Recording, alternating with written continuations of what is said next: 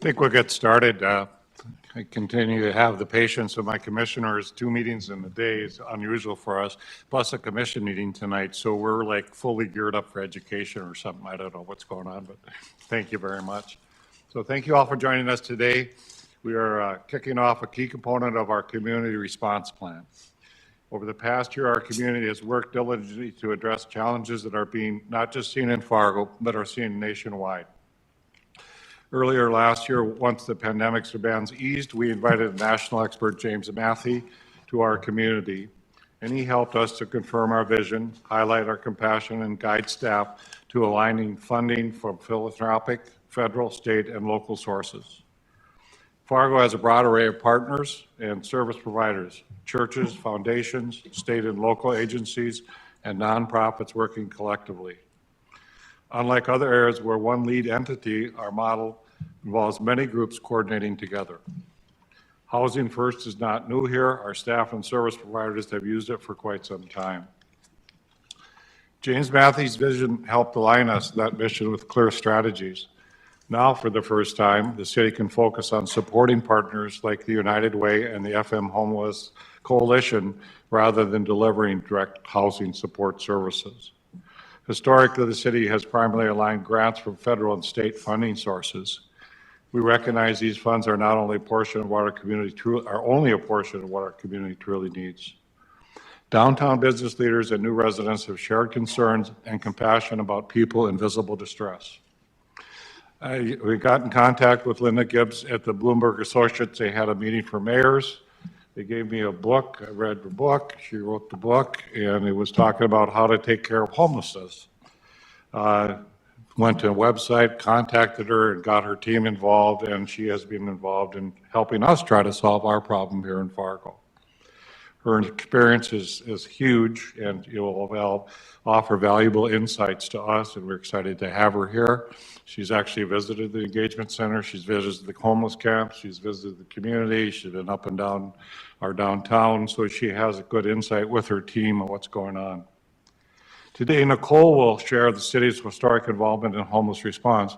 For many of us older commissioners, Nicole is our go-to person on the homeless issues and kind of took that responsibility during the pandemic and was kind of a go-to person for a variety of reasons. But she'll go comment a little bit historically what we've done and what's changed, what needs to change.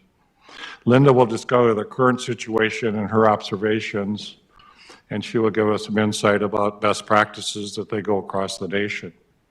Brenda will address the programming and strategic roles, and Jen will just offer support for everything, right? Is that right? Oh, good. We'll close with a group discussion, and that's really what today is, educational and discussion, because I want the commissioners involved in this decision. Linda's visit and today's session mark our first chance to share what we've learned about aligning services. It's an opportunity to align collectively on our next steps and what direction we as a commission want to go. As a brief overview of past work on homelessness, before 2010, homeless response was led by Planning and Development Department via HUD Community Development Block Grant, CDBG funds. Gladys Ray and the detox started with the Planning Department until 2013. Then it moved to Fargo County Public Health as a harm reduction division. Planning continued to be managing CDBG funds while the Fargo County Public Health oversees other grants and other operations and has sought other grants to help us with this. In 2018, our community had many challenges: bitter cold, like today, oil boom, and immigration brought by people of Fargo for jobs. United Way and Presentation Sisters and Dakota Medical Foundation invested in programs to divert people from homelessness. They heavily invested in those resources and knowledge building in our community. The State Homeless Coalition and the Coordinated Entry Program relied on Fargo-based nonprofits and the State Department of Commerce. Church sheltering programs wound down as they were always intended to be temporary solutions. So we always think the churches will provide those basements for people to stay. That's all gone away. We don't have that. We have Churches United that takes that bulk of that work. At the start of the pandemic, Coordinated Entry and Prevention Diversion were about to launch. The VA planned to open a community resource center. The state DHS transitioned into service zones. The city's Gladys Ray Shelter prioritized on serving the hardest to house, while other agencies focused on families, women fleeing danger, and faith-based support. New drugs on the streets and severe mental health crisis based on isolation and solitude of the pandemic compounded these issues. This brings us to the current reality. We need to have all hands on deck. Everyone in every agency has an important role to play. We as a city want our partners to help us take care of this burden. It shouldn't be only the city's responsibility, and I think many of you commissioners have talked about that. Everyone in every agency has an important role to play. Today, we're going to focus on one core pillar, how people access housing and services that require stable housing. I'm looking forward to a productive discussion and align our strategies to better serve those experiencing or are at risk of homelessness. Nicole will start us out. Good afternoon, commissioners, and for the public who are watching. Mayor and the administration team asked that I provide a little background on kind of how we got here. You know, Mayor's introductory comments highlighted that, but we have some, thanks to the communications team, have some nice graphics to kind of walk us through that as well. And so, first of all, I am, for those that are watching, my name is Nicole Crutchfield. I'm the planning director with the city of Fargo. And I've been in my role now for about 6 years and maybe a little bit longer. And obviously my predecessors, Director Jim Gilmore, Dan Molly, who are elsewhere, but still in the community, have a big part of where we're at today as well. And so currently, there's many different, oftentimes from me, you'll hear like the city of Fargo's perspective, but we in our community development division historically have worked with the state, private funders, providers, the philanthropic arm, and the county. And I want to just keep emphasizing the county, even though they're not here today. They've been through a lot of transitions, like with the state, DHS, and there's been a lot of organizational changes over the years as well.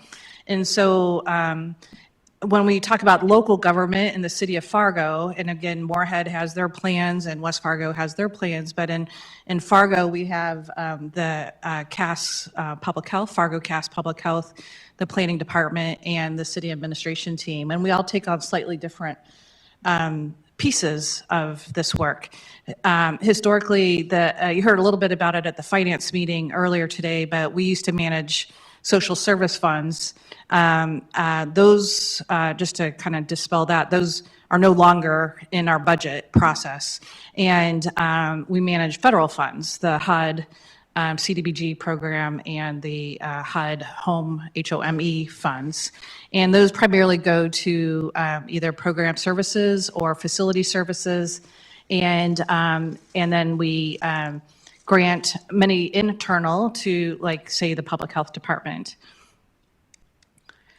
A little bit of our recent history, the pandemic really, I know we blame a lot on the pandemic, but the pandemic really hit at a time where there was a lot of transition already happening.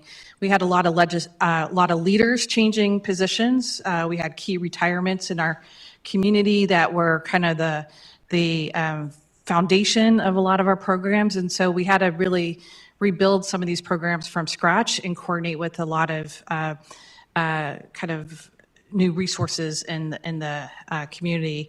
As Mayor highlighted, the prevention and diversion program, coordinated entry, those are strategic things we use so that, like, for instance, people who are homeless are all on the same list. They all get prioritized based on an agreed upon coordinated plan with our partner agencies. We don't run that list, the state runs that list, and then the local continuum of care organizations run those lists. The Downtown Engagement Center came, as you've heard, as the concept of more of a one-stop shop. So if we kind of digress from the word engagement center, that was like the city's brand of it, but the purpose of it in the focus plan, what they highlighted by interviewing focus groups of people who were recently homeless and or other providers, is during the day, if we think back to prior to 2020, the shelters close at night the shelters closed during the day, and people don't have anywhere to go with their bags and needs. And so you would see them at the transit building, in the library, out walking around with their bags of stuff and things. And just from a very logistical place, then you had social service providers running around town trying to find people to do case management. And so this need for a one-stop shop of connecting people to resources was determined as a need. If we fast forward to today, 23, there were a lot of discussions, kind of what you're hearing, present time really. What is the responsibility of the city of Fargo and the need for shouldering these costs? And in the Downtown in Focus, we did so that plan is about 5 years old now. And last year we did what we call a refresh, or it's basically an implementation plan of the Downtown in Focus, because at that time our city commissioners were really questioning how, in the public, how are we implementing our strategic plans? And they really wanted to, see more robust nature of implementing our plan. So we did a kind of a status update with the 2023 plan. And that time it was determined we need a 5-year strategic plan if we're going to continue this engagement center. It was all kind of a pilot in nature. And so here we are today, is what is that 5-year strategic plan? I had actually budgeted it in to the 2024 planning department budget of a $75,000 to hire an architect and a project manager to really navigate this public need and to determine what those resources are, when the mayor found the pro bono services of Bloomberg Associates. So that's a little bit of how, again, the planning department's involved, as well as, how did we get here today in terms of building a project, if we are going to do a project. So that's still a question. And then, you're obviously informed of the current discussions of the last several months related to the Housing First and the visits from others. Let's see. So Mayor highlighted this, but I think there's some confusing discussions in the public about Housing First. What are we doing from James Matthey visit? What are we doing immediately? And really the storyline surrounding this is that regional discussion. And really with the James Matthews visit is to talk about how we go about Housing First. So you see the FM Coalition and Homelessness and United Way really taking on this concept of master leasing and kind of the number of units out in the that are available for people to get the hard to house. We'll come back to this, but it was really just to provide that context for everything that we're talking about. So what does a unified community response homeless program look like? And what is the city's role as part of that?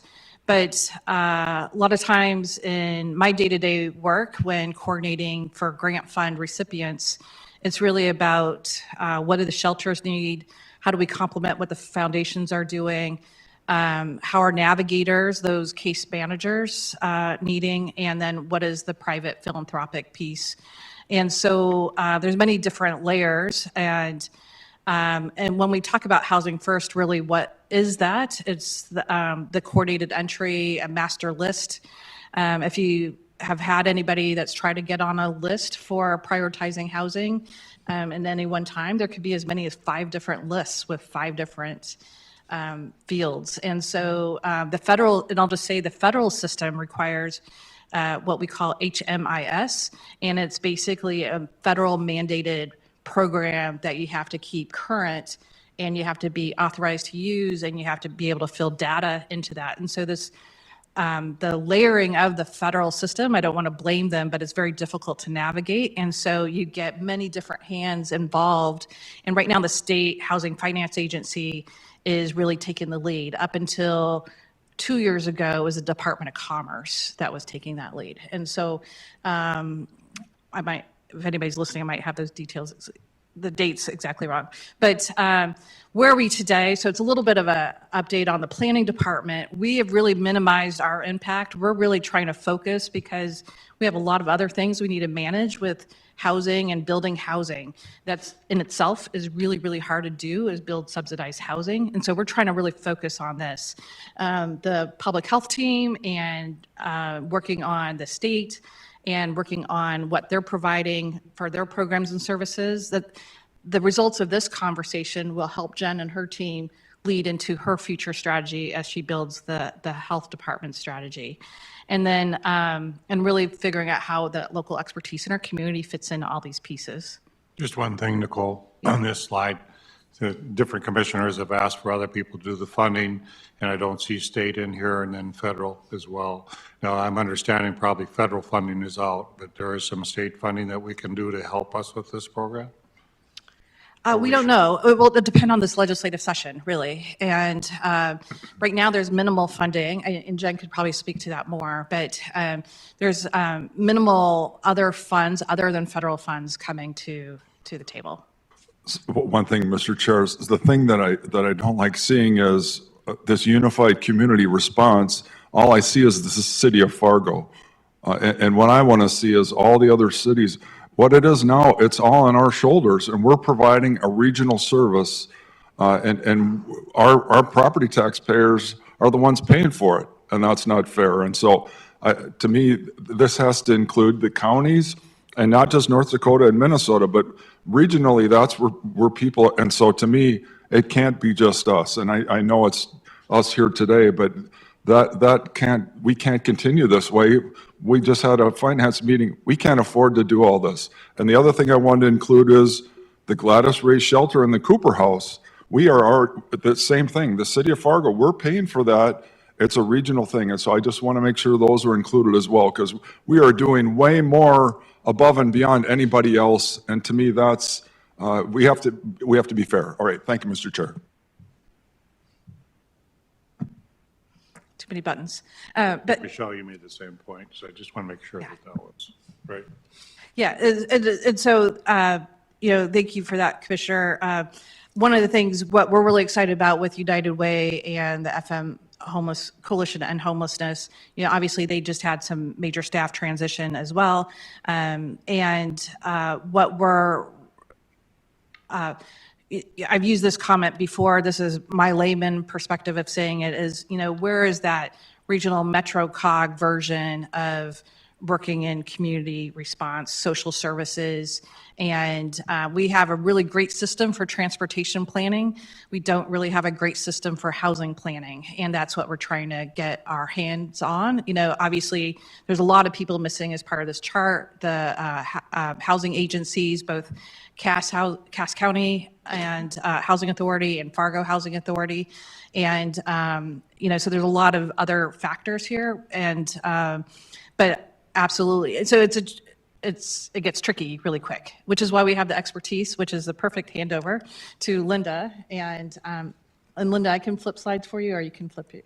Which is the forward button? Yeah. Okay. Nicole, could I just ask a question? If you could back up for 1 second on that last slide. Oh, thank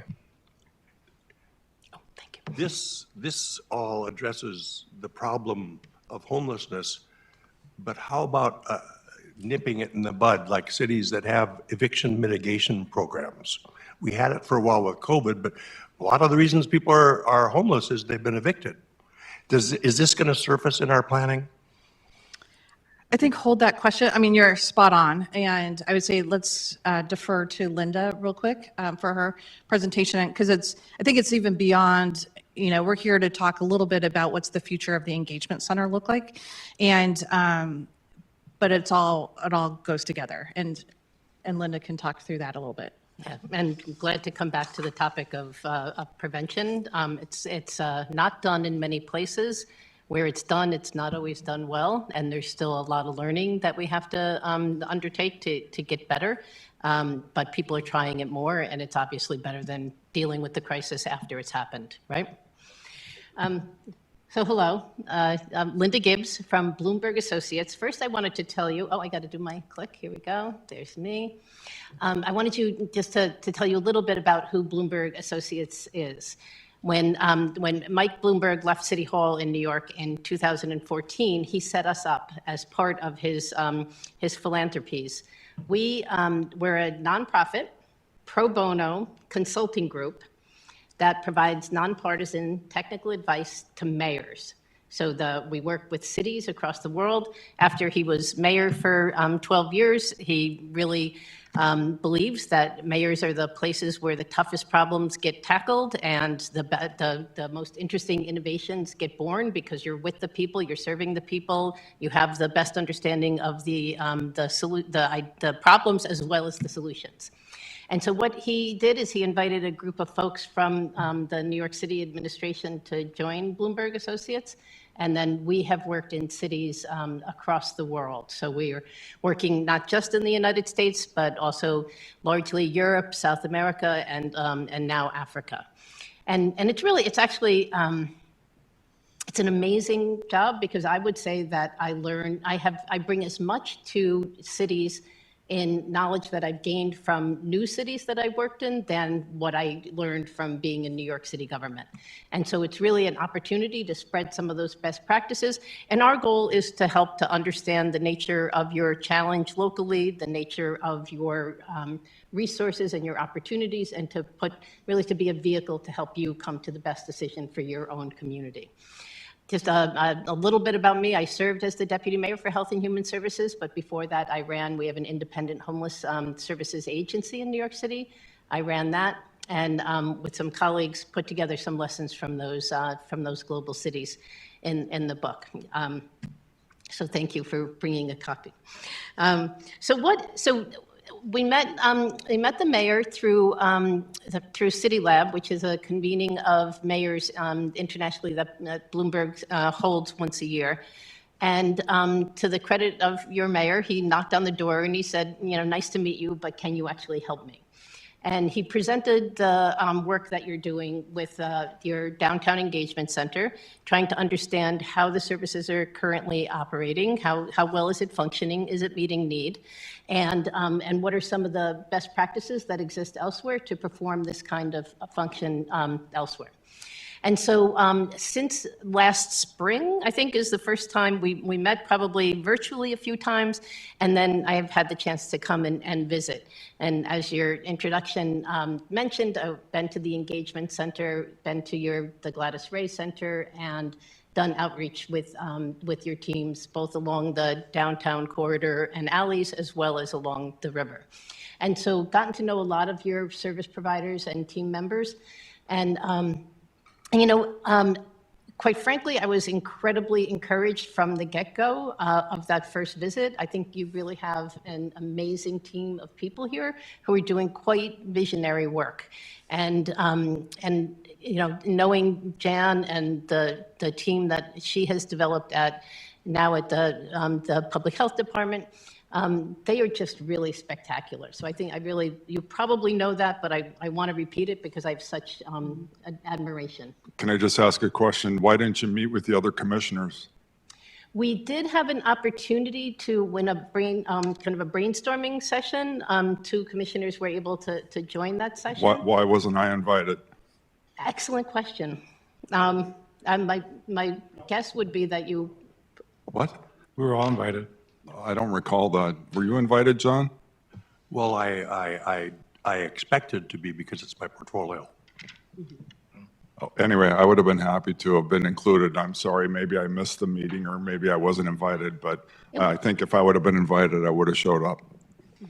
And so it's here on the list. So let me tell you a little bit more about what happened to that meeting. It was held at the nonprofit organization aligned with the museum, the Indigenous Art Museum. Was that the Native American? And we had public agency folks and some providers, representatives of some other partner agencies, the police department, some commissioners. And the thought was to start a conversation with folks who were most intimately involved in the operation of the center around what, if you were doing this from scratch, right? Because the engagement center, you know, in a moment of great crisis, it was done wonderfully, but it was done in a crisis and kind of shoehorned into a space that was available. And so the question is, if you had the chance to do it from scratch, what would it look like? And so it was really kind of a whiteboard exercise that we gathered information and just started to get a sense of both the strengths and some of the gaps that exist in the city. And it became a little bit of fodder for us to think about what a future for a revised engagement center might look like. So we did that. We have regular touch-base meetings that, you know, we've filled in the role that Nicole mentioned that she wanted for project manager. I have a colleague who will be here shortly, who herself is an architect and will help to provide any architectural support services that might be needed. But we bring this as pro bono consultants that we're made to do this. And quite frankly, I'm thrilled that we were invited to be part of this conversation and really just happy to have the chance to work with your team. And I've had a chance, and you know, and this will, let me, because it's here. So you're an incredibly strong community. I think one of the reasons I feel so optimistic and so positive and so happy to come here is that you have a team, you know, this drawing, the images that Nicole shared, every city struggles with the issue of how to handle homelessness. I often say the issue of homelessness is itself homeless. It's not owned by anyone. And as a result, no one wants to step their foot in on their own. And Commissioner, I think it's a little bit of what you said, is that because if you raise your hand and say, I'll do it, then everybody's, oop, not my problem, right? And a successful solution to survive have to have the collaboration of all of the public and private partners who play a role in the solution. So no one can successfully own it alone. It relies on good, strong collaboration. Here in Fargo, you have really, I can't say enough good things about your team. I've learned so much from them already. What I have witnessed is a really strong community response with invested partners. People are willing to all raise their hand and say, I will be part of a collaborative solution. Your philosophy around how to engage clients is incredibly strong, client-centric view of having the clients be in very much feeling that they are part of the solution. So for instance, when I went to visit Gladys Ray, a client greeted me at the door. A client walked me and gave me a tour of the center. Along the way, the clients were making the beds and doing laundry and mopping the floors. They were part of what makes that center great, and you could feel the pride that they had. I stood in the entry area, and as the conversation was going on, folks who were waiting there, it was the morning when the center was just closing, they jumped into the conversation. We had so you can feel that people feel respected. So you have really great approach to engaging your clients. I've met a number of the service providers. I think there's just respectful, hardworking, really committed, and open and honest conversation about the challenges that exist in your community. Some of those challenges, you have a persistent number of folks who are on the street and a lot of quality of life concerns in the downtown area. One of our first experiences, before I think we even had a meeting, we got to town and we're like, oh, let's walk in. We went across the street to get some lunch. And then we stopped in a store, on a beautiful little shop. And the shopkeeper, Cindy, I don't know her last name, immediately, she's like, who are you? And what are you doing in my store? And we started talking right there about the challenges that she was feeling around what it was like to run a business on the kind of your main commercial area. And that's been the proximity of the engagement center to the main drag is a challenge that people feel need to be addressed differently, in terms of the law enforcement, my first visit, I think, was soon after a new downtown engagement team in the police department was created. I see Chief over there. And they talked about how then when they confront a situation, they don't have many options. And the engagement center, sure, it's great, but they cannot deal with the full range of issues that we're facing. And we're kind of backed in a corner. We have no other tool at our disposal than an arrest and to taking to the jail. And so they in that conversation expressed a desire that there was more options that they had that they could access.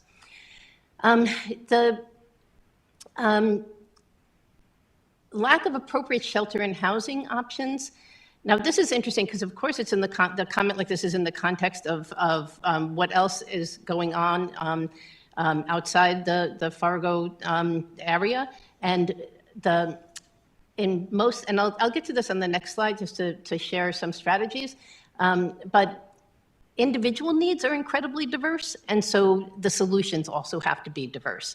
And the challenge around some of the capacity of the shelters and the criteria for meeting the shelter expectations can exclude individuals and get in the way of helping them to solve their homelessness. And of course, like everyone else in the world, we need more housing and supportive housing for individuals who are at risk.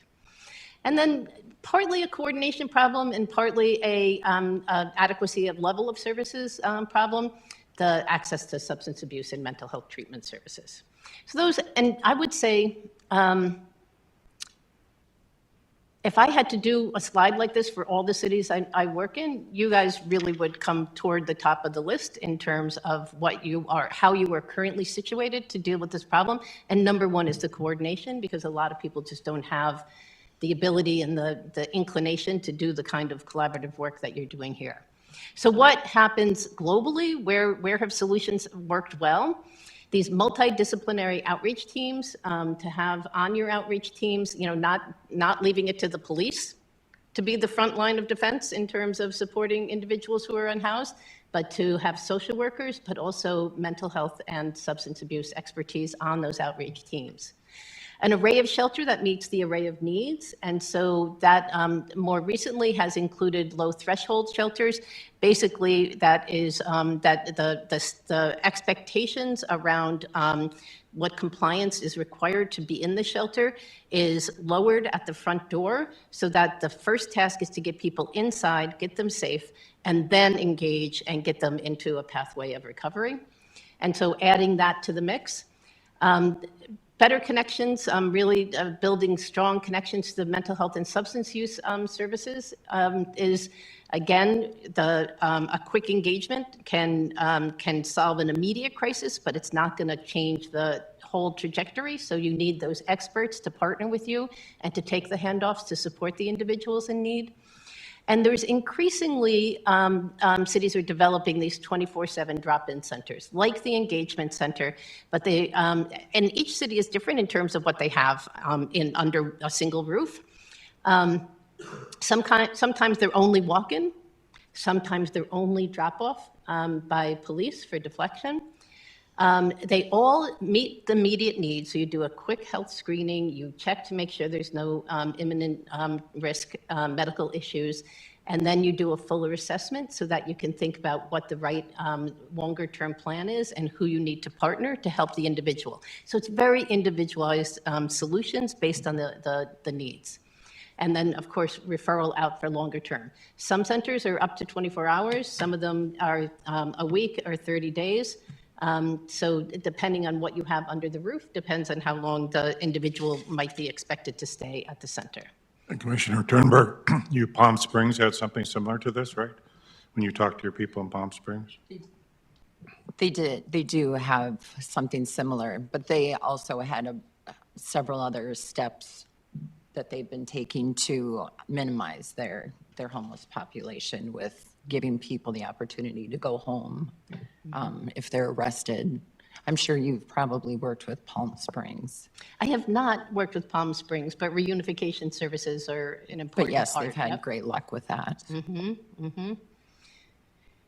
And so what are some of the other characteristics of, what makes a city strong in dealing with this? So the strong leadership and a commitment to solving the challenge, just this meeting itself is an indication that you guys are collectively focused on this and talking it through to get to the best place. Attention to providing respectful and humane services with the client at the center. I'll put you in leadership on that. I would be glad to bring other cities here to learn from you and the compassion that you show and how you're addressing your clients' needs. Effective coordination across service partners. We can always get better, but you have it here. I was able to watch the last commission meeting where Chandler and Taylor presented the regional strategy outline and their intent to bring a 30, 60, and 90-day plan back. And so they having that is, I cannot overstate. I can't overstate the incredible strength that is to your community, and so you very much have that present here. You know, of course, it'll be a tough one. This requires resources. People have to not just bring their time to the table and their comments, but they need to devote some resources to address the problems.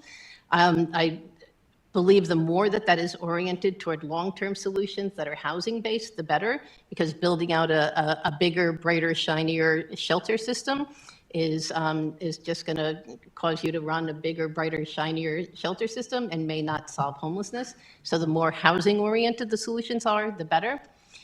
And the last piece, I think, is really critical. You know, and I'll tell the story through how I got my charge when I was the Commissioner of Homeless Services in New York. You know, so Mike appointed me, and he's like, you know, you're the expert. You're going to pull the people together. You're going to tell me what needs to be done and how to run homeless services. And I only ask one thing of you, that you pay attention to public opinion and you pay attention to how this issue impacts the broader public, and that your solutions incorporate that into the thinking, both in terms of making sure that our residents know that we are taking care of people who are the most vulnerable, but letting them know that they live in a city that is safe, that where public disorder is not tolerated, and where we have a community that is a place that we don't feel at risk, whether that is real risk or perceived risk, but that we feel that we're safe on our own city streets. And that was important because you don't always find that in the homeless service delivery community. They're like, my job is to take care of the homeless and everybody else can worry about the public safety and public order. And I really think that's a mistake. I think to do this well, you have to keep the public on your side, and they have to feel like you're taking their total interest to heart. So we talked a lot about, I'll just look up here. So that brainstorming session, these are the kind of a lot of the words that came out of the session in the word cloud that tells you what was said the most in the session. The participants articulated a desire for a culturally welcoming place, an ability to bring multiple partners in. I think Jan has over 30 partners that are already on site on occasion. And I think, Commissioner, this also gets to the goal of a bigger tent, that if you want to have a regional solution, then you have to have places for your regional partners to participate and to be on site and work with you. Flexibility of use based on different needs. So it can be some of the community spaces or public spaces could flip to a warming center in the winter, for instance. If this was Phoenix, it would be a cooling center in the summer, right? So, but a flexible use of space. Easy to access so guests can and will use the services, and with the potential to grow to meet evolving needs, including the potential of deflection services of the level that would be necessary for the police to feel confident to bring somebody there as an alternative to the only option of arrest.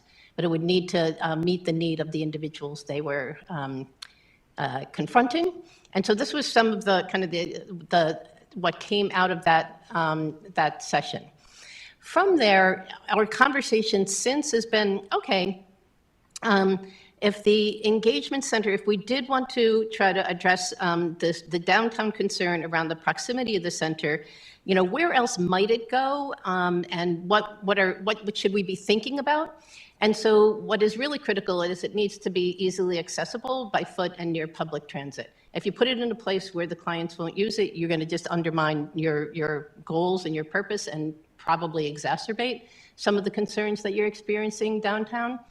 And so that includes being within walking distance of key amenities. And it needs to be large enough to accommodate the desired program. And in this circumstance, the mayor has really urged the team to be able to move quickly so that we can address the concern quickly. So a site that would be able to be accessed quickly and that could be converted to new use in and also a fairly quick amount of time in an affordable fashion, so that it's something within the ability of the city and partners to acquire. So that led to, we've been primarily with Nicole at the helm, looking at a number of sites and ranked against these various criteria. So the ones I just listed, and kind of ranking these as pretty good, or not so good, or not going to work. So that's, that's the scientific formula behind the green, yellow, and pink. Just to give us a read on what is viable and what is not. And I think there are a few in there that, that could work well for this site. So that's kind of where our assessment has come to date. And just in terms of, so you can see, we actually said, like, come on, let's pull a map out. Like, what is a reasonable amount of like space? Like, how far is too far? What's too close? And that led to, so the blue area is, was our first pass on, it would be best if it was in this area. And then the pink area around was, it wouldn't be bad if it was in that area, and then beyond that felt too far away. So again, this obviously is informed by local knowledge of thoroughfares and bus lines and the flow of traffic and uses. So but wanted to share with you, and these are the sites that we've been discussing mapped on that graphic. No, in Sioux Falls, they moved people actually about a mile out of the downtown area. When you do this map, is that just because the previous criteria you listed is more critical? Yes, yes, that both it's like kind of ability to move around, to get places on foot, but also public transportation and proximity to other services that people are likely going to be accessing. Can I ask a question? So where the downtown engagement center is now, so that's done tremendous damage to the downtown. Does that come into play at all? How much that has impacted our downtown? Well, I think in terms of thinking about a good location, you can see the current DEC there in a smaller red with a white dot in the center. The thought was that that moving it far enough away from that main commercial area so that the incidental movement of people in and out of accessing the engagement center would be less likely to overlap with the height of your commercial area. So it's currently 2 blocks off of Broadway, and it's been a disaster. So now our customers, well, first of all, if you drive down Broadway, we have a lot of empty storefronts. But a lot of it is because of the perception, and now customers aren't coming downtown. Business is down 30%. And so the impact of this is tremendous. And the first thing you have to do is admit that. Because if you don't think it isn't happening, then the thing, so we were in Tampa for the League of Cities, their homeless services are all in the industrial park because they rely on their downtown they want to have people coming to Tampa.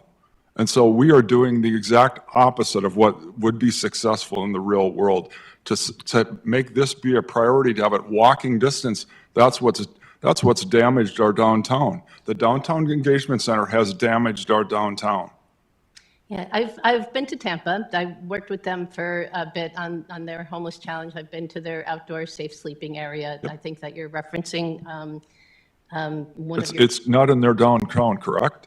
It is not, and it is a challenge for them. They rerouted a public bus line to go past that site so that they could have better access for the clients to the site.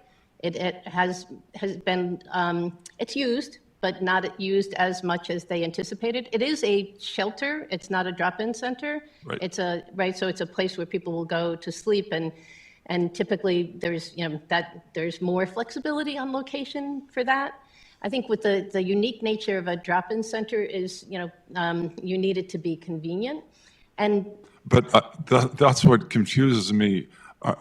convenience, shouldn't the priority be the existing citizens and their public safety than the convenience of the homeless? I think Or is that the priority now? The convenience of the homeless takes priority over the safety of the downtown? I think what the team here has asked us to help them think through is how to balance those two items to ensure, and it's interesting because when you think about convenience to the clients, if a drop-in location is not reasonably convenient, then folks are going to go right back to what is convenient, which is the downtown area, where they will really try to solve their own challenges and come up with their own solutions. So, and perhaps we wouldn't even be here having this discussion if there wasn't a responsiveness to the concern of the downtown area. That was really one of the first criteria that was brought up. We like the engagement center. We think it's doing great work, but it's in a bad place. It's not helping our whole community with where it's located. So can you help us navigate through what a solution might look like? And this is, there's still plenty of ideas on the table. And I do think we're trying really hard to put the community, the broad public interest, right in the center of the table as well, and without compromising the well-being of the clients that we're serving. That's the goal. It's a hard one to solve. I wouldn't, you wouldn't need me here if it was easy, right? I'm just wondering too, with the abolishing camping, March 23rd, we're not going to have the focus and more population of homeless people downtown by the river because they won't be there anymore. Would that affect a location where it could be maybe more industrial, or by the police station, or by the jail where all those services are close together? Yeah. I mean, from my perspective, it should be in a place that is designed for the well-being of the people that we're serving, the unhoused individuals. And I think getting them as far away from the jail as possible is what we want to do, both in how we run our systems and in how we build our services. And there's really a lot of creative stuff going on, led by police departments and district attorneys, that is doing that to try to create alternative routes to keep people away from the justice system. The, street encampment bans work where there is a commitment of the community to provide services, and it's a service-led. And actually, I did this in New York. We had encampments. I think I had like 150 encampments when we started the list. That was part of the public safety agenda, was to eliminate the encampments. And we went through one by one by one. And it was, you lead with services. You say, we have a shelter bed. So say it's an encampment of 20 people. We, over the next 3 weeks, we're going to have 20 beds or houses, homes available to you. You have the next 3 weeks to accept those services. At the end of the 3 weeks, we will be enforcing the ban, and you will not be allowed to stay here any longer. And then the area will be closed to encampments in the future. And I just completed a case study in Phoenix where they did this with an 800-person encampment. And they used that approach. They went block by block by block, and that encampment is closed and clean, and camping has not returned there. They could not have done it if they didn't lead with those services. If you do it without services, you're just pushing the problem around. And I am sure that the police department would rather do things other than enforce encampment bans and push people around or lock them up. And so it's really around how do you create a service that is going to end the homelessness rather than kind of harass people around, right? So it's tough, but cities have really, including those led by, the agendas that are led by police and district attorneys have started to do this and have seen really good success. Let's see, where are we? I think that might have actually, this was just an image. This is the Atlanta Center that just opened. We helped them to build this center, and it functions both as a walk-in but was primarily built in collaboration with the police department and the jail system as a deflection center. And so, bright, clean, lots of light, an open flow, because people's, are in their needs, they don't only need one service, so the ability to move around the space, the ability for workers to sit and chat, and like, there was no staff offices here. The workers, there's workstations, but the workers are out in the space, constantly moving with the clients and very much collaborating with each other and getting each client their need met as their needs appear and as they evolve. Yeah, that's it. Let me pass it over to Brenda. And,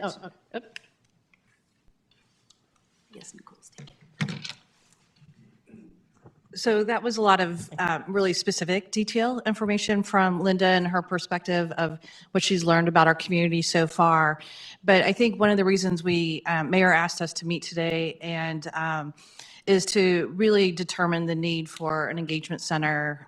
We've been calling it Engagement Center 2.0, but I think as we've heard Mayor talk publicly, it's really probably more of a regional community service center. So we're kind of dropping the language Engagement Center 2.0 and thinking about this more, what would a regional community center be and look like? And starting with the people who use the Downtown Engagement Center today, which is the work that Linda was doing, but really, if it's a plan that we want to implement, how do we work collaboratively? The next steps will include working collaboratively with the providers of mental health services, substance abuse, deflection, housing, healthcare. And so it obviously wouldn't be, me, Brenda, and Jen leading that effort. It would be if this is something we want to tackle as a community and as a regional. One example, I was talking to Chief Dirksen today at the finance meeting, and as I was working with Brenda and Jen on these slides, I was thinking about the Red River Dispatch Center and that concept of kind of a regional approach, a regional decision that this was needed. And so for the first time, usually I was curious about how that happened. And so I was talking to Chief Dirksen about that a little bit over the Finance Committee discussion.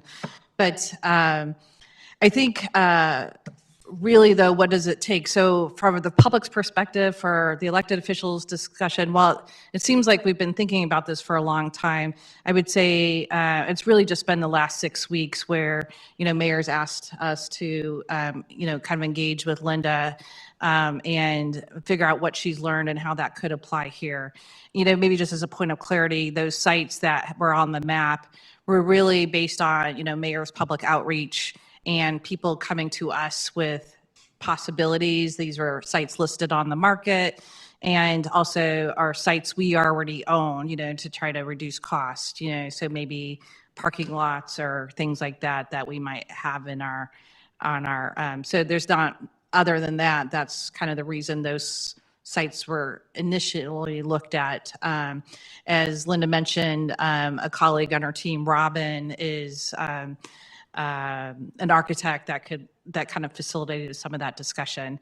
But if we were to proceed forward based on the City Commission's point of view and decisions, it would be much more extensive, what I would call a real project, where we would be doing community outreach, really honing in on what that program looks like and figuring out who that project manager is, which department is leading this effort, how do we resource that, and then facilities planning, working with Becky or other leaders, and then confirming the strategic role with that. And so I was going to hand it over to Brenda to finish us out on a couple slides. Yeah. So as we look at our strategic role, we really want to look at what is that long-term vision that we'll want to confirm with the City Commission on what is our role with leading that project efforts. So what you'll be seeing is, as this week, as we're having some discussions and gathering feedback, staff will be coming back to City Commission at a future meeting to receive direction on the following. And so what you're seeing today is here are our recommendations, right? And then as you as leaders are going to be able to give us your feedback on how you think we should be, as a community for whole, as a benefit of the community a whole, as we should be looking at those things. So we'll be looking at, do you support the development of a Red River Community Center as a fresh vision of the community engagement? So as part of the Downtown in Focus plan and that refresh, is that a supported a mission? And then the designated area map, is there approval of that designated area map? Maybe your feeling is it should be a little bit further west than what we have. This is the people that have been, staff, boots on the ground, that's their best layout of what that should look like. But we want that feedback of maybe we need to go a block further west. And then also, we'll be looking at endorsement of, as we look at a financial strategy, leveraging private, public, philanthropic partnerships. And then as we move forward, if these things are a path we're going to move forward on, the authorization to establish a team led by Public Health and Administration to look at that programmatic work and facility strategy. And so these are things we will be coming back to you on. With that, I guess, any So, questions? Mr. Chair, can we go back a couple slides? When you talk about the city's role in these project efforts, I think we should participate. I should not, look at how much time we have, all of this staff, look at how much time us as a city is spending. This is not just Fargo's. We should participate. We should not be leading this project, period. Like in Tampa, they have a nonprofit that leads the homeless efforts. The city participates. They should not be leading. We have a planning department. Our planning department has lots to do besides this, and that's planning. All the other departments, and now can you go to the next slide? So all this, we need to participate. We don't have the time with our staff to be doing this. We have lots of other things on our plate, Mayor. This is not appropriate. We should absolutely support it and participate, but us committing our city to do all this, that's not appropriate. That's just my opinion. It's a very important project. It's a very important issue, but it's not just Fargo. And look at what we're doing. We're spending hours and hours, all of our departments, and that's not appropriate. That's just my opinion. Thank you.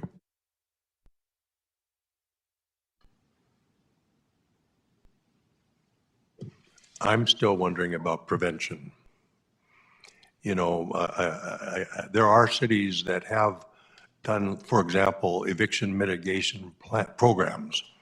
We had something during COVID, but somewhere on this roadmap, we also need to prevent people from becoming homeless and really get our arms around. I think recently there was a national report that homelessness went up 18% last year across the country. And one of the groups of increasing numbers was immigrants from the southern border. I don't know if that's our issue, but I want more of an understanding of who are the people, what are their circumstances, why are they there? When I was on the river, the people I asked, they were evicted. That's why they were there. We have to stop people from being evicted. Or work with our partners. We're always working with apartment owners and developers and building new apartments and tracking apartments and numbers. And we have to somehow incorporate that prevention. There's another preventions, Linda, I'm guessing too. You probably know more about prevention than I can ever fathom. This is treating the issues. This is treating the symptoms. But I'm wondering about the real original root cause. And how I'd like to see this all become obviated down the road because we're so successful at addressing prevention. It's really, it's so great. I'm passionate about this issue. We demonstrated in New York City that we could identify households at risk of homelessness with enough accuracy that we targeted prevention services to them. And we did a random control study, so kind of the toughest study you could do on yourself, that demonstrated that that there was a huge drop in homelessness, but the cost of the prevention was lower than the savings that came out of the shelter system as a result. So you can also, it's also fiscally smart, but it's really, really hard to do. The vast majority of people who get evicted never touch the homeless system.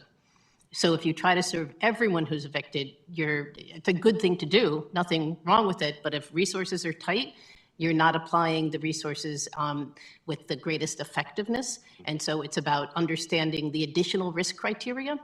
And then I would say, not to bring it all back to this coordinated services center, but it's a natural partner to be present on site here, because the knowledge and the expertise in the room is a lot, it would be interesting to,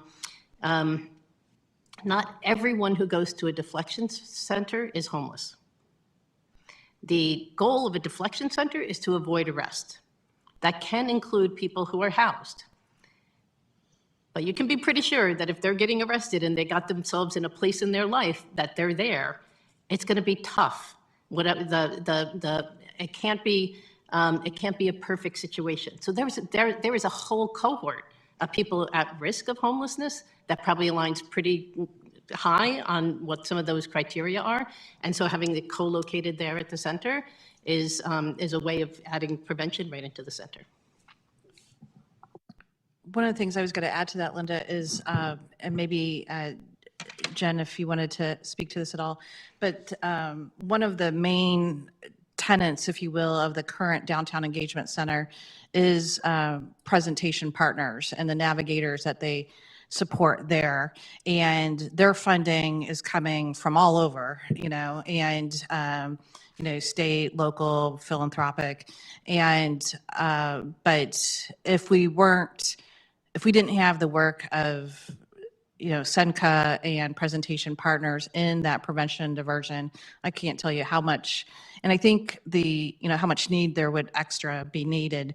And I will say, I'm going to have this number off a little bit, but I think to your point, Linda, the case management that requires to keep someone housed, I mean, it's probably, in some situations, it can be, hours upon hours of program needs, looking to 2 to 3 to 5 different social workers in various expertise, coordinating to help that person or that family find the needs to service them. And so it's it's very heavy. And so having that kind of one-stop shop, if you will, to collaborate on a case is really effective when it comes to efficiency and resources.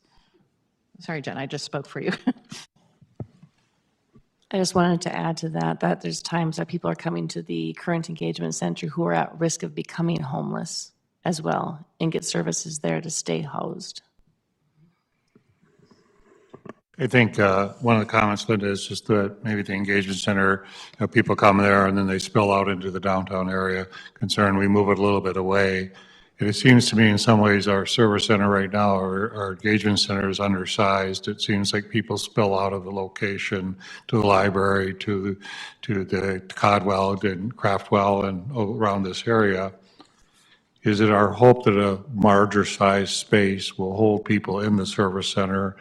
And to Dave's concern about the downtown would actually help improve the downtown, because then we'd be taking care of psychiatric disorder, addiction disorder, homeless issues, a variety of different issues, but have the experts at that one location where they could address all those things. I think we've talked about sizes. We've looked at your book, and then you did an evaluation of multiple centers throughout the United States.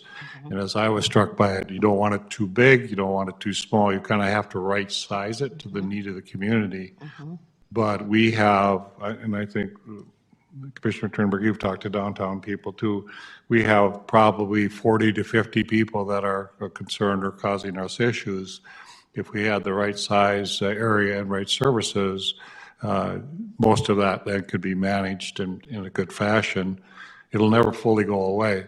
I mean, if we're never going to necessarily get to zero, right? We're going to constantly have certain people that are in needs of services that we have to hook up. John, I'd say that your team, right? We don't get rid of it. It never goes away, right? You reminded me of something, so I'm glad that you raised that. So it's about kind of the appropriateness of the space, but also one thing that was emphasized is having a indoors-outdoor space. You know, people want to step out and smoke a cigarette. They want to get some fresh air. I mean, and so if you don't have a place kind of on site, it could either be an inner courtyard or a fenced-in area where people can go and be outside, get fresh air, you know, smoke a cigarette, whatever it is they need to do, socialize, you know, be with each other. Then if you don't have that, you'll get spillover onto the street. So one of the things we have thought about as we looked at some of the different locations is this somewhere where there could be a enclosed public, you know, outside area. But how do you balance that? When I was at the meeting and Commissioner Strand and the mayor were there too, some of the things that were wanted were yoga studios, big screen TVs, lazy boys, an atrium, indoor-outdoor space. I mean, this is an expensive proposition, and without knowing if we're getting any state money, and are we going to overbuild it so then we're attracting people to come here? Yeah, it was a brainstorming session. There were no bad thoughts. Everybody was encouraged to put, you know, all of their ideas on the table. This is being designed as a social services center. It's not a country club. It's not a rec lounge. It is a social services center to meet really people who are in crisis need, and should be designed both physically beautifully as we possibly can, to be a calming and a wellness environment. But it's not a place to come and, you know, get a ticket for a seat at a theater. It's not a recreation center. Isn't that what we basically have now with the Downtown Engagement Center? Isn't it more like a lounge area for the day? Well, the And lounge then it area also has medical services, but it is for people to come in and spend time there. And so, you know, so this is when we think of lounge area, this is as designed in Atlanta. This is the front entryway. The police actually drop individuals off at that door that's ajar to the bottom right corner of the image on the left. And then from there, the social workers take over, pick them up. So that is a lounge area, what we mean a lounge area. It's a place where they're not reclined. There's no one will be sleeping in that space. They're not like recliner chairs where you can, you know, turn down the lights and sleep for the night. It will not accommodate that. In the back, there are emergency shelter beds that are, I don't have that image here. It kind of looks like a hospital ward. You know, there's, I think, 16 beds, two bays of 8 beds, you know, kind of side by side. View a nursing station to be able to view and see everybody for their safety. Then there's this public bathrooms, and then that pink area that you see behind Kristen's head. Kristen Stoichev works for the judge there, and she was the leader of this project. That's a caseworker consulting room. And so I think there's a table with 2 or 3 chairs in there, close the door, glass walls so that you can see in, but the caseworkers can have confidential conversations with the residents there. Linda, you know, and thank you for helping facilitate our conversation. We're not accustomed to having this discussion, and we don't have many times and moments where we can have that discussion with each other, you know, our team. Something I'd like to put on our radar, you know, housing first, we're getting a sense of housing first. I'd like to put another topic out there, healthcare first. Recently, I was down in Brazil, and one of the things I learned is I did not see any people decompensating out in the middle of the streets, because they all have health care. Everybody has health care. So maybe in our deflection center, in our service provision center, let's get everybody, when the season rolls around, enrolled in the healthcare exchange. Let's get everybody insurance. It won't cost anything to have people insured for health care. They need health care. So that's another topic. It's not everybody, but it's some of them out there. That's healthcare. And then it gets into behavioral health and substance abuse health and addictions and all those mental health issues. If they don't have healthcare and don't have coverage, they're out in the street with those issues, not just being homeless. Jen, you want to comment to the healthcare and the mental health site? We are working to get service providers there, but we also have navigation folks that come over. Family Healthcare has navigators. One comes to Fargo Cass Public Health. I believe they also go to the engagement center to get them enrolled in the ACA. We're actually looking to further partner with ARCOS, who does the expansion and enrolling people into that if they've already been enrolled. So working with them to help do some of that case management as well. We're trying to get those meetings coordinated. Do we help people get insurance? That's what that is. That's The what I mean. So we will help them in November enroll and apply for the Correct. healthcare exchange. I did good.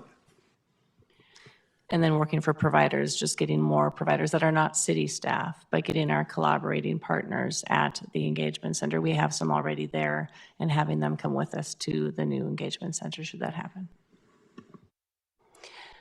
So thank you for being here. I'm seeing all this for the first time as well. So this is good information. I appreciate the concept of bringing what has worked in other cities across the world as best practices to solve the problem and not talk about the problem or scatter the problem and move the problem across the city. I would say that as a city, number one, because of the strategic pillars and the mission of public health, I just sat in the last Board of Health meeting, this is very much aligned with the work you're charged to do day in and day out. Additionally, our public safety divisions, both police and fire, deal with this. They will be the enforcement arm, for instance, of enforcing the elimination of encampment along the river. So it very much, to me, is one of our priority issues as a city. Having said that, the new energy at the Coalition to End Homelessness and the leadership we see there, I think maybe a next step is to have a conversation about roles working with them and, where the city fits in on an overarching strategy to solve for homelessness. I know, Commissioner Strand, a priority for them is concentration on eviction. I know Chandler and Taylor have talked about that, so I would welcome that. So I do see that we have a role. I would like further clarification and really good clarity on working with the coalition. What is our role is my first request. The second thing I'll say is what's going to be really important, I think, under this model, and I know Chief Zabolski has talked about this concept of piling a deflection center as well. But what, as a Red River non-engagement center, community center, I would assume many of the services offered will be a consolidation of already existing services, bringing them under one roof, including family health care, the 30 that are the engagement center, winter warming, having a spot. I mean, the things that we're doing now would now be consolidated. I think the most important thing, especially following our meeting this morning, is a really solid understanding of where the fundings come from for the facility, the initial building, the public-private partnerships, and longer-term operationally, sustainability of those services. So those would be the things I would be looking for. But I do support working in the right way to find a solution to this really hard problem. It still is the number one issue I'm hearing from constituents. We have to solve for, and it directly impacts many of our departments. And I know it's been a priority issue because right now, to your point, homelessness is homeless. The issue of homelessness is homeless. So we've got to figure that out. So I think the commissioners agree on one thing, is they'd like to move the engagement center where it presently sits. I think that's been many of the commissioners' comments on that particular aspect. I think the urgency for the commission, you have to understand, if I'm going to the state for $5 million, if I'm going to private partners for $2.5 million, and if the city has to come up with some money, we have to start to make a plan. And that plan has some urgency because If we have no plan and meld off and the session's over, we didn't get any money. We didn't have any money to help out our problem. And I've had, commissioners have always said other people have to step at the table. Other cities don't step up, other people don't step up. So the issue is that we have to have a plan. We have to come up with a plan that we agree on and move forward on, or otherwise we sit in no action, no plan. And the only way that the police station and the public health building make us money is when we sell it. So it makes money for us if something else comes into that space. It's not very sellable right now as an engagement center because there's some detriment to that, which people feel. And if we still have to provide the services, we have to figure out somewhere to do that. So I think, commissioners, you have to think about this because we have two opportunities we're looking at, and we can call out at this meeting if anybody else has a building they want to have us look at, we're happy to look at that. And we'll look at the industrial sites, we'll look anywhere just to see if it fulfills that. But I think what we would like is square footage, what idea of good square footage would be. I think, Jen, what the commissioners want to see, and John needs to understand the two mental health services, medical services, what we're putting in that place. I think you had some bed space too as well, if we're the warming center, whatever we're. But could you bring back to us a plan, here's what it could be or what it would have that would help better? Here's where my head's at, and I'm glad we're, as a city, taking on this issue, and we need to. I don't want us to be remiss down the road for like not looking past, thinking out of the box. For example, we have a combined Chamber of Commerce. We have a combined Convention Visitors Bureau. But we're looking, and you've alluded to this, Commissioner Pepcorn and others, that we're looking at Fargo. We got the Fargo footprint. We got the Fargo Square.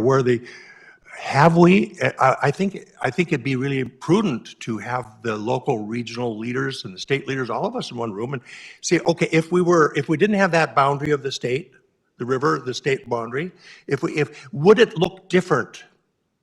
Would it look like, and would it be the end of the world if somebody tomorrow said the very best place for this is right across the river? There's a great facility, it supersedes all of these other options. But I don't know that we're able to think like that right now because of the border. And we're not all at the same table. But if that were an option down the road for us to truly cross-jurisdictionally collaborate, let's see if there's any openings now for that. Your role will still be the same. It's just our community definition will be a little different.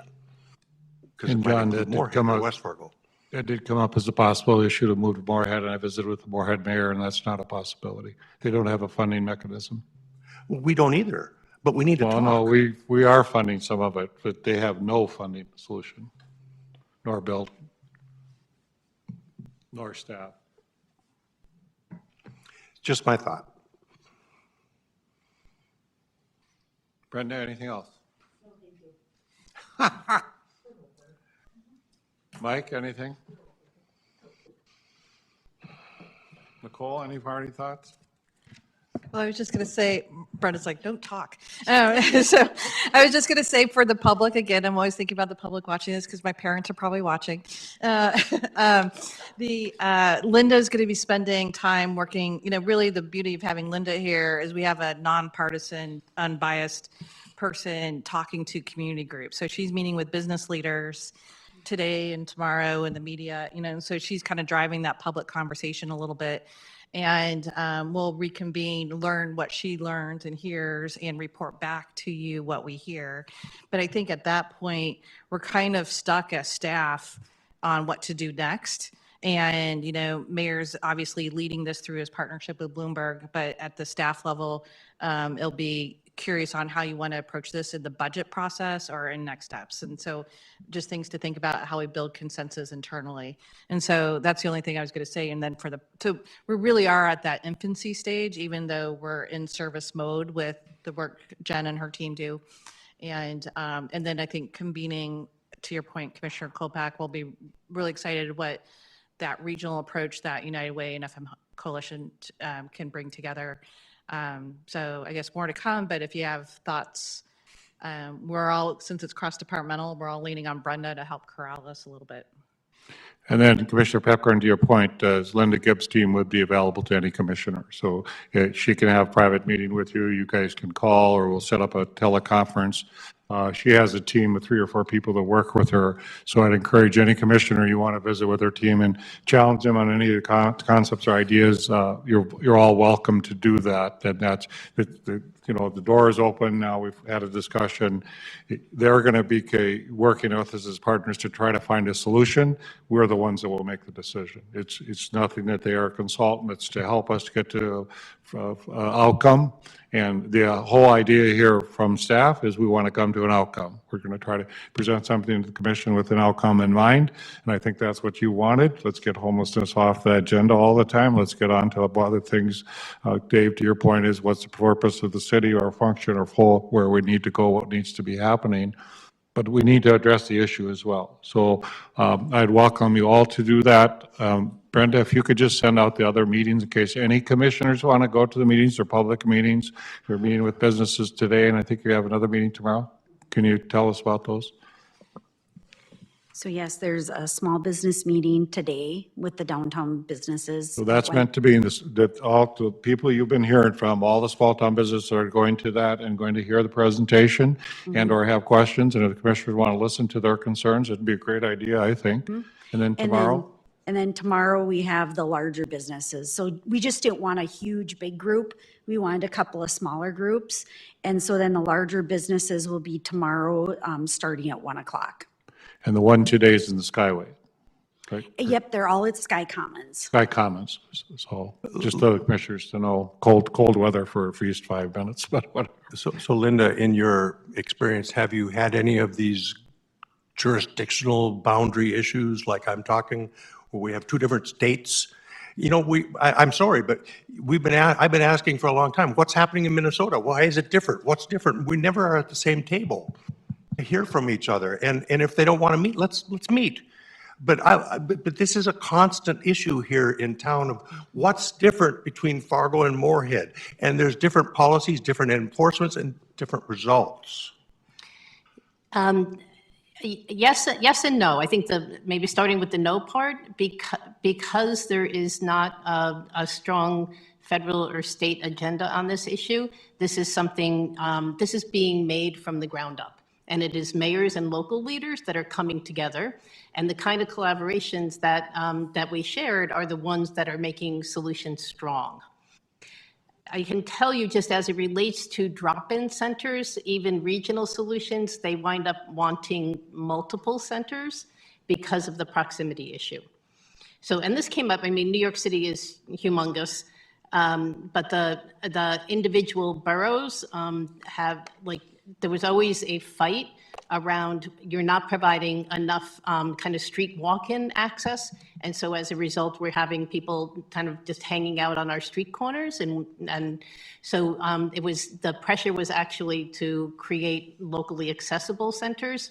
So regional is great. It should happen. If you could make it happen, it would be ideal to do it across state lines. God bless you. It might not get you to a point where you only agree on 1 center for the whole region. You might actually say, you know, to do this right, we need 4 centers. I just think we should talk to each other a little more. That's me. That's just me. But bear in mind, I am pretty close to this issue. But I don't see us. We have Chandler and that entity now, which is cross-jurisdictional. I just don't see any downside to us bringing Mayor Dardis, Mayor Carlson, leaders from both sides, members of the Cass County Commission, the Clay County Commission, say, hey, even the states. I don't think there's a downside to this. There isn't. I'm sorry, I don't mean to make your life more difficult. And when they won't accept your invitation, you got to move on, right? Because you can't bang your head up against the wall of people who won't collaborate. It's all of us. No, I'm sorry. Hey, John, we're already meeting, but the question is, to Dave's point, who's going to do the checkbook? So it's kind of you come to the end of the meal, and who's going to pay for the meal? Let's identify. Just let me finish. We've met with all these people. The county said it's not our problem. West Fargo is interested in helping us. Moorhead says we have no money. So we have talked to the county commissioners. We've talked to the city people. it oftentimes becomes a North Dakota issue, and that's where we sit right now. It's a North Dakota issue. I think there's promise. I think you got to use your relationships with the county officials. In my mind, the county should have some stuff in it, should have some money in the game, because they do social services. There's no reason the county couldn't step up and help us out. But that can take all of the commission to helping out with that, because sometimes they see it's not our problem. It's the city of Fargo's problem. It's a public health problem. It's not our issue. So we'll welcome all of that. We'll welcome you working on that as well. But they have to see it as, okay, I got to put some money into it. Let me finish. They are putting $2.5 million into economic development. Dave and I have sit on that and watched that. $2.5 million into economic development. And this is an issue for our whole area on a mental health issue, homelessness, all these issues. The county should be at the table. And I think you've got some new members there that might consider it. Capitan should, you should have Vettel, you should be able to get Tim Flacco. So I think there's ways of doing that. It does take us collective leadership to go to them and say, hey, you guys got to help out too. Recently, Churches United hit a wall. But it was awfully easy for us on this side of the river to say, that's your issue. You're over there. But it's really all of our issue. You know, I'd like to see them turn down an invitation to meet with us and talk publicly about their support or not of this broader regional community issue. Because I'm not hearing them say this, Mayor, publicly. They might be saying it to you. You might have this sense, Mayor Carlson, I want to hear them say it to us. I want to have us all in a meeting, look each other in the eye, talk about our general regional community needs that involve all of us. And what's our stakeholdership as a region? But there is this divide right now, and we're not talking to each other, in my opinion, adequately. So for Churches United, what happened is all the regional leaders did get together, reached out to the faith community, and that's why Churches United survived. It was a call calling all those people together. But the city of Fargo, one time Nicole found some money we could help them, I think $200,000 or something. We had no more money out of our checkbook. We couldn't give it, but we called to the faith leaders, and I think now Churches United is ongoing, should survive, right? As far as we know, crossing our fingers, at least the stuff I get from Churches United, and Giving Hearts Days coming up, that should help them as well. But we've tried to put that on the faith community, not just our community, to help take care of that problem, and I think they're doing a good job. The leaders you're talking about will help, but it takes subtle conversation by other commissioners to make them aware this is their problem, not just our problem. If we need $2.5 million for a building, hey, how about the county paying half of that? You know, those conversations need to be held. So that's part of what this meeting's about. We all have individual programs, whatever we want to do, but together we can come to a solution as a team, I think, and work on this problem and solve it in a better fashion than we are now. So it's going to take all of us working together, but we all know when it comes to budget, every one of us watches that checkbook pretty close. And you got to convince somebody else, hey, open your checkbook up, because it shouldn't always be the city of Fargo. It should be all the community should be involved with it. So let's all get involved. Linda, very much appreciate your expertise. It's really nice to see this, get this stuff coming to us, because we're neophytes in many of this areas, but we got to do something. And the knowledge you have and what you shared with us is excellent. I do want to be on that trip where you go, was it Paris you were helping out one time? I'll help with that trip sometime, but other than that, I appreciate it very much today. We are adjourned.